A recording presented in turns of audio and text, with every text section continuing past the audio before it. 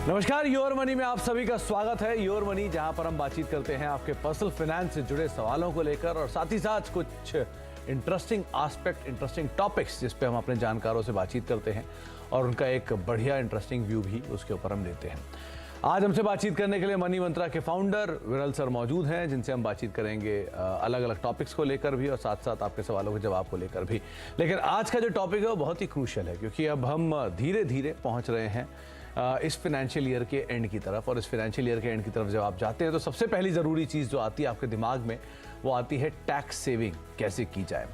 तो tax saving के लिए अलग अलग जो सेक्शन सब सेक्शंस होते हैं वो तो क्रूशियल होते ही हैं, लेकिन उसमें म्यूचुअल फंड का क्या रोल है, म्यूचुअल फंड में किन बातों का आप ध्यान रखेंगे जो आपको एक बढ़िया टैक्स सेविंग होते हुए दिखाई पड़े। तो टैक्स सेवर फंड्स के ऊपर कई इंपॉर्टेंट चीज़ों को विरल सर ने जॉट डाउन किया है और उन सभी एस्पेक्ट्स को अगर आप ध्यान रखेंगे तो एक बढ़िया टैक्स प्लानिंग होते हुए दिखाई पड़ सकती है। विरल सर को इसीलिए आज हमें अपने स्टूडियो में बुलाया है। तो विरल सर नमस्कार, स्वागत है कार्यक्रम में। सबसे पहले तो 31 मार्च से पहले टैक्स सेविंग और टैक्स सेविंग के साथ साथ टैक्स सेविंग की प्लानिंग, तो म्यूचुअल फंड में कैसे टैक्स सेविंग प्लानिंग की जाए, कौन कौन से एस्पेक्ट जिनको ध्यान रखा जाए। शुक्रिया सुमित जी शो में बुलाने के लिए। डेफिनेटली जैसे अगर हम देखें तो जनवरी, फरवरी, मार्च यानी ये 3 महीनों में हमेशा लोग ज़्यादातर सोचते हैं कि मैं कैसे ज़्यादा से ज़्यादा टैक्स को बचाऊं। तो मैं यहाँ पे एक 5-6 चीज़ें मैंने सोची है कि ये 5-6 चीज़ें आपको हमेशा ध्यान रखनी चाहिए जब भी आप टैक्स प्लानिंग के लिए आगे बढ़ रहे हैं। और टैक्स प्लानिंग और म्यूचुअल फंड यानी डेफिनेटली एक ELSS equity link saving scheme जो एक कैटेगरी है, वहाँ पे आप डेफिनेटली निवेश करके आपका टैक्स बचा सकते हैं ETC में। बट जो मैं इफेक्टिव वे आप बेहतर तरीके से कैसे टैक्स प्लानिंग कर सकते हैं और जब आप कर रहे हैं तो ये 6 चीज़ों को ध्यान में रखना चाहिए। सबसे पहली चीज़ है आपका ऑब्जेक्टिव। आपका ऑब्जेक्टिव आपको निश्चित करना चाहिए कि मुझे मेरे जो ETC बेनिफिट मैं लेने वाला हूं उसको, मुझे वो कैपिटल जो मैं इन्वेस्टमेंट कर रहा हूं उसको मुझे प्रिजर्व करना है, यानी मुझे बचा के रखना है, यानी ज़्यादा रिस्क नहीं लेना है और डेट इंस्ट्रूमेंट में करना है, या मुझे वेल्थ क्रिएशन करना है। क्योंकि मैं अगर लंबी अवधि तक उसको रखना चाहता हूं, टैक्स बेनिफिट तो ले रहा हूं बट लंबी अवधि तक उसको रखना चाहता हूं, तो मुझे वेल्थ क्रिएशन करना है। तो पहले सबसे पहले निश्चित करिए कि आपका टैक्स ऑब्जेक्टिव क्या है। फिर आपका सबसे नेक्स्ट इंपॉर्टेंट एस्पेक्ट है कि आपका टेन्योर क्या होना चाहिए। क्या आप ज़्यादा देर तक रखने वाले हैं कि आप शॉर्ट टर्म देख रहे हैं, क्योंकि ऐसे बहुत सारे डेट इंस्ट्रूमेंट हो सकते हैं आपके टैक्स प्लानिंग के लिए, टैक्स बेनिफिट के लिए, जो जिसकी अवधि सबसे ज़्यादा हो सकती है, यानी 10 साल 15 साल भी हो सकती है। और जैसे म्यूचुअल फंड की बात करें तो सबसे कम अवधि वाला टैक्स बेनिफिट देने वाला प्रोडक्ट है वो है ELSS। तो आपका टाइम टेन्योर क्या है, आप 3 या 5 साल देख रहे हैं या उससे ज़्यादा का देख रहे हैं। फिर पोटेंशियल रिटर्न्स, अभी मैं जो इन्वेस्टमेंट्स करने वाला हूं उससे मैं कितना रिटर्न की अपेक्षा रख रहा हूं। मेरा अगर डेट इंस्ट्रूमेंट रहेगा या कैपिटल प्रिजर्व का मेरा अगर ऑब्जेक्टिव रहेगा तो मुझे रिटर्न्स वो हिसाब से मिलेंगे, जैसे मान के चलिए 7%, 8% के आसपास मिलेगा। और अगर मेरा वेल्थ क्रिएशन करने का लक्ष्य रहेगा, मुझे पैसों को बढ़ाना रहेगा, लॉन्गर टर्म रहेगा, तो मैं इक्विटी में करूंगा। तो आप एक्सपेक्ट कर सकते हैं 12 से 14% भी, क्योंकि अनुमान देखा गया है ELSS फंड में 12 से 14% रिटर्न्स आए हैं। फिर एक रिस्क एपेटाइट, यानी मैं कितना रिस्क ले सकता हूं, पहले वो थोड़ा एनालिसिस करना चाहिए कि मेरी जो रिस्क प्रोफाइलिंग मैं जब करने के लिए सोचता हूं, या तो मेरी जो सोच है पैसों की तरफ उसको मैं प्रिजर्व करके रखना चाहता हूं। अगर प्रिजर्व करके रखना चाहता हूं तो मैं डेट में करूंगा, और अगर प्रिजर्व करके ना रख के वेल्थ क्रिएशन सोचूंगा तो मैं इक्विटी में करूंगा। तो ये जो मेरा रिस्क प्रोफाइल है वो आपके लाइफ के सिचुएशन के ऊपर होगा। और दूसरी चीज, हमेशा जब भी आप रिस्क एनालिसिस करते हैं तो आपके कोई वित्तीय सलाहकार का आप एक चुनाव करिए और उनके साथ बैठ के ये एनालिसिस करिए। फिर आती है लिक्विडिटी। मुझे वो पैसा जो मैं डाल रहा हूं मेरे टैक्स सेविंग के लिए, उसको मुझे जरूरत कब पड़ेगी, यानी ऐसा ऑप्शन होना चाहिए कि मुझे मैं जब भी निकाल सकूं। यानी डेफिनेटली जैसे मैंने कहा शुरू में कि 3 साल एक म्यूचुअल फंड में सबसे कम अवधि वाला टैक्स सेविंग ऑप्शन है। बट अगर मैं और कोई ऑप्शन में जाता हूं, जैसे मैं PPF में जाता हूं, तो मेरा पैसा 15 साल तक लॉक हो जाएगा। डेफिनेटली पार्शियल विड्रॉवल का ऑप्शन रहेगा, बट लिक्विडिटी भी बहुत मायने रखती है। और आपका जब चुनाव करते हो आप इन्वेस्टमेंट प्रोडक्ट का, तो उसके लिए पहले लिक्विडिटी देखना जरूरी है। और फिर जो मेरा टैक्सेशन एंड में जब मुझे वो पैसा मिलेगा तो उसके ऊपर मुझे क्या टैक्स लगने वाला है, कितना लगने वाला है। तो अनुमान सुमित जी ये देखा गया है कि सबसे 3 इंपॉर्टेंट चीजें हैं जब भी मैं टैक्स या तो कोई भी इन्वेस्टमेंट करता हूं। लिक्विडिटी कब है, उसका टैक्सेशन क्या है और उसका रिटर्न क्या है। विरल सर, एक चीज़ और मैं आपसे पूछना चाहूँगा कि क्या ये जो आपने सभी प्लानिंग बताई है, ये सैलरीड एम्प्लॉय के लिए अलग, बिजनेस ओनर्स के लिए अलग, या 20 से 25 साल या 30 साल के निवेशकों के लिए अलग, सीनियर सिटीजन के लिए अलग, इनमें कुछ अंतर भी आएगा?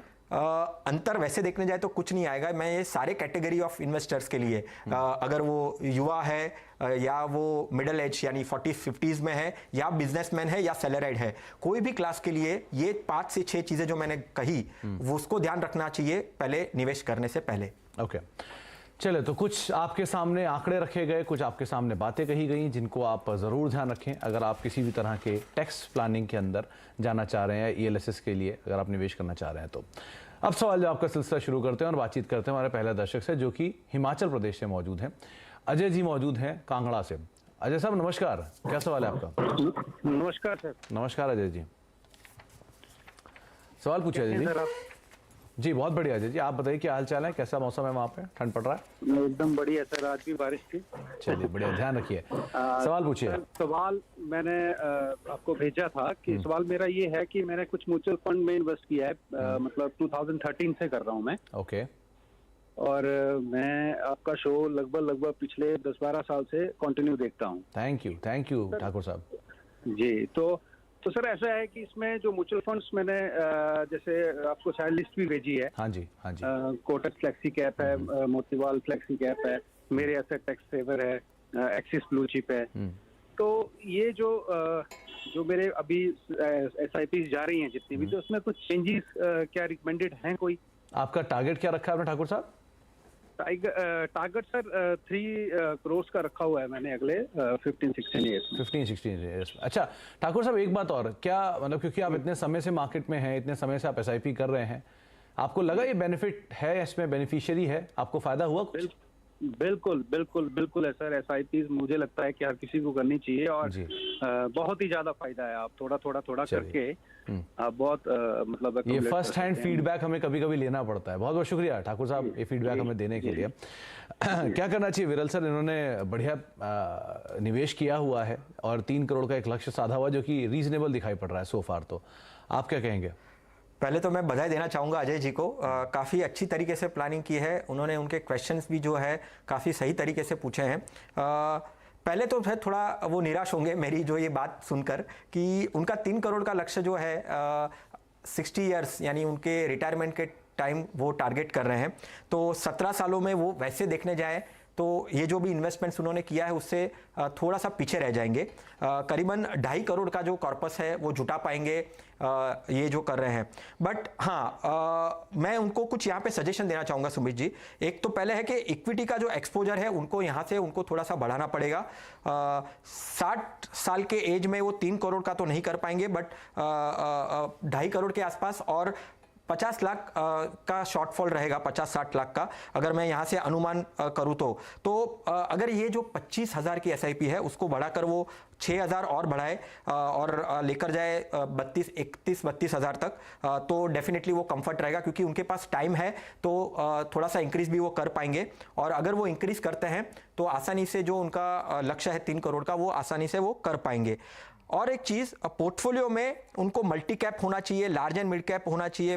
ब्लू चिप के बदले अगर वो लार्ज मिड कैप और मल्टी कैप देखे, इन्वेस्को का मल्टी कैप देख सकते हैं, टाटा का लार्ज और मिड कैप फंड देख सकते हैं वो अपने पोर्टफोलियो के लिए, क्योंकि उनका जो झुकाव है वो फ्लेक्सी कैप में ज़्यादा है। 2 फ्लेक्सी कैप के फंड है, फिर ब्लू चिप एक रखा है उन्होंने, लॉन्ग टर्म इक्विटी रखा है, एक ही AMCs के 2-3 फंड रखे हैं। तो ऐसा ना करे, फंड को चेंज करे, मल्टी कैप को एंट्री दे सकते हैं। 17 साल है यहाँ से टाइम, तो वो देख सकते हैं। और शेयर्स का भी पोर्टफोलियो है उनका, उन्होंने कहा है, तो शेयर्स के पोर्टफोलियो में भी अगर वो जो 8-10 स्टॉक्स के आसपास ही वो अगर वो पोर्टफोलियो बनाकर रखे, सालों साल एक बार रिव्यू करते रहे कि उनका स्टॉक्स का पोर्टफोलियो क्या है, क्योंकि mutual fund risk adjusted returns दे पाएंगे उनको ये 16-17 साल में, बट स्टॉक्स को रेगुलरली ट्रैक करना बहुत ही ज़रूरी है। तो आपके लिए ठाकुर साहब काफ़ी सारी सलाह आपको बताई गई हैं और जो थोड़े बहुत फेरबदल रखने की बात की गई है विरल सर ने, आप उसको भी फॉलो कर सकते हैं। और बहुत बहुत शुक्रिया अपना समय हमें देने के लिए, हमसे बातचीत करने के लिए। अब हम बातचीत करेंगे सक्सेना साहब से। राहुल सक्सेना हमारे साथ मौजूद है वृंदावन से। सक्सेना साहब नमस्कार, सवाल पूछिए। नमस्कार जी। नमस्कार हाँ, सक्सेना साहब। मेरा सवाल ये है सर, मैं एक्सेस ब्लू चिप में 3000 की एसआईपी है मेरी, एक्सेस स्मॉल कैप में 500, मेरा जैसे मिड कैप में 1000 और टाटा डिजिटल इंडिया के फंड में 500। जी। तो total portfolio value 5000 per month की है और मैं 2000 की एसआईपी और ऐड करना चाहता हूँ। और मेरे इसका जो करंट फंड का रिव्यू करिए सर। मैं कम। तो सक्सेना साहब 25 साल में 1 करोड़ आपने बोला है शायद। हाँ, 25 साल में सर 1 करोड़ रिटायरमेंट टाइम पे। ओके, तो एक चीज और पूछना चाहूंगा सक्सेना साहब, आपने जो 2000 की एडिशनल एसआईपी की बात की है, ये आप इमीडिएट ऐड कर सकते हैं, राइट? हाँ जी। और अगर मैं आपसे पूछूं कि आप हर साल कितनी ऐड कर सकते हैं, तो कोई आंकड़ा आपने सोचा है? वही मतलब 2000 करीब से 5000। मतलब आप थोड़ा बहुत भी ऐड कर सकते हैं ना, वो अमाउंट इतना जरूरी नहीं है, लेकिन आप ऐड कर सकते हैं। ओके, तो विरल सर इंक्रीमेंटल एसआईपी ला सकते हैं और 25 साल में 1 करोड़ बहुत बड़ा लक्ष्य भी नहीं रखा इन्होंने, तो क्या करना चाहिए ना? डेफिनेटली सुमित जी, 25 साल में 1 करोड़ तो वो अपने करंट इन्वेस्टमेंट्स यानी 5000 जो है करंट की एसआईपी 2000 इंक्रीज करेंगे तो आसानी से वो अचीव कर पाएंगे 12% के हिसाब से मैं अगर जोड़ूं उसको तो भी। पर मेरा प्रॉब्लम यहाँ पे ये है, मैं राहुल जी से ये कहना चाहूँगा कि आपके ये और भी लक्ष्य होंगे। आप मेरे ख्याल से अभी एक ही लक्ष्य दिमाग में लेकर चल रहे हैं कि आपको 1 करोड़ हासिल करना है, बट 1 करोड़ डेफिनेटली आपका एक कोई गोल रहेगा, बट उसके अलावा और भी गोल हो सकते हैं। समय आपके पास काफ़ी ज़्यादा है, और गोल्स भी होंगे। एसआईपी को भी बढ़ाइए, आपकी जैसे ही इनकम इंक्रीज होती है तो एक परसेंटेज 10%, 20% एक चुनाव करके रखिए कि मैं ये हर साल एसआईपी बढ़ाने की कोशिश करूंगा मेरे इंक्रीज ऑफ इनकम से। तो आपके और जो गोल्स शायद से अगर है तो वो भी आसानी से अचीव कर पाएंगे। तो थोड़े बहुत आपकी एडिशनल गोल्स भी बीच में आएंगे जब आप इतने लंबे सफ़र में चलते हैं, तो उन चीज़ों का भी आप ध्यान रखिएगा। लेकिन जो आपको फेरबदल की बात की गई है वो बेहतर है, लेकिन सबसे अच्छी चीज़ ये है कि आपने बहुत रियलिस्टिक गोल सो फार आप मान के चल रहे हैं। शिवाली राघव हमारे साथ मौजूद हैं ग्रेटर नोएडा से बातचीत करने के लिए। शिवाली जी नमस्कार, क्या सवाल है आपका? जी नमस्कार। मेरा सवाल ये था कि मेरी अभी पोर्टफोलियो वैल्यू 12 लाख करीब है और मैंने अपनी डिटेल्स दी हैं, अपने जो भी मेरा पोर्टफोलियो का वैल्यूएशन है एसआईपी और लमसम दोनों मिला के, और मेरा टारगेट है 10 इयर्स में 5 करोड़ का। तो इसमें क्या चेंजेस करने चाहिए और क्या आपका मतलब सजेशंस रहेंगे? तो शिवाली मैम अभी आपकी करीब 49,000 की एसआईपी चलती है, राइट? जी जी। ओके। विरल सर 10 साल में 5 करोड़ ये टारगेट ये मान के चल रही हैं और करीब 5.7 यानी मोर लेस 6 लाख के आसपास का एक बल्क सम में इनका इन्वेस्टमेंट है और 50,000 रुपये के आसपास की 49,000 की एसआईपी है इनकी। क्या फेरबदल की ज़रूरत है, क्या करना चाहिए?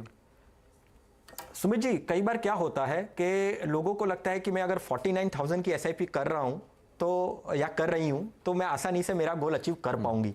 ऐसा नहीं होता है। अभी अगर देखें तो पहले तो उनके लमसम और एसआईपी मिलाकर काफ़ी सारे फंड्स हो रहे हैं, तो थोड़ी पोर्टफोलियो साइज अगर कम कर सके। लोग कई बार ये नहीं जानते कि जो मैं जहाँ पे लमसम मैंने इन्वेस्टमेंट किया है उसी में आप एसआईपी भी कर सकते हैं। तो आपका पोर्टफोलियो साइज जो है, पहले तो मैं ये कहूँगा कि आप लक्ष्य हासिल नहीं कर पाएंगे, ये एक बात। दूसरी बात, आपके पोर्टफोलियो में 10 फंड्स हैं, उसको कम करके 6 से 7 फंड करिए, ठीक है। और जैसे कहा लमसम के फंड्स में भी आप एसआईपी स्टार्ट कर सकते हैं, तो उसको ये काम आ सकता है आपका पोर्टफोलियो को कम करने में, 6 से 7 फंड लाने में। आपका करंट पोर्टफोलियो के हिसाब से आप सिर्फ 1.5 करोड़ 1.5 करोड़ ही अचीव कर पाएंगे। तो ये जो एसआईपी आप कर रहे हैं काफ़ी अच्छी तरीके से, बट जो उसका टाइम टेन्योर है और उसको देखने के हिसाब से अगर देखने जाए तो आपका जो टारगेट है वो आप हासिल नहीं कर पाएंगे। एटलीस्ट यहाँ पे आपको 2 लाख की एसआईपी अगर आप करते हैं, 2 लाख की अगर आप एसआईपी करते हैं आपके जो ओवरऑल टाइम टेन्योर है और टारगेट के हिसाब से, तो आप आपका टारगेट हासिल कर पाएंगे। बट आप जो अभी एसआईपी कर रहे हैं और आपका जो टाइम है वो हिसाब से अगर सोचे तो आप टारगेट हासिल नहीं कर पाएंगे। तो एसआईपी को और बढ़ानी पड़ेगी आपके टारगेट को अचीव करने के लिए। तो शिवाली मैम आपको राय दी गई है कि आप अपनी एसआईपी का साइज बढ़ा सकते हैं इधर, या अपना टाइम फ्रेम बढ़ा सकते हैं। तो आप दोनों में से जो चॉइस लेना चाहें वो ज़्यादा बेहतर है। बेहतर जो भी सवाल अब तक हमने लिए हैं उनमें ज़्यादातर आपने देखा होगा उनकी ड्यूरेशन 20 साल 25 साल की है। तो छोटी एसआईपी भी करेंगे तो भी उनको एक टाइम का कंपाउंडिंग मिल जाएगा, लेकिन आपने टाइम ड्यूरेशन कम रखी है, इसलिए शायद आपको एसआईपी का साइज थोड़ा बढ़ाना पड़ेगा। मौजूदा 12 से लेकर 13% जो कि एक ऐसे म्यूचुअल फंड का एवरेज रिटर्न आमतौर पर देखने को मिलता है। ब्रेक का वक्त हो गया है, ब्रेक के बाद लौटते हैं। विरल सर हमारे साथ बने हुए हैं, उनसे हम आगे बातचीत जारी रखें कुछ और इंटरेस्टिंग म्यूचुअल फंड्स को लेकर और साथ ही साथ उनकी टॉपिक्स भी जानेंगे। छोटे से ब्रेक के बाद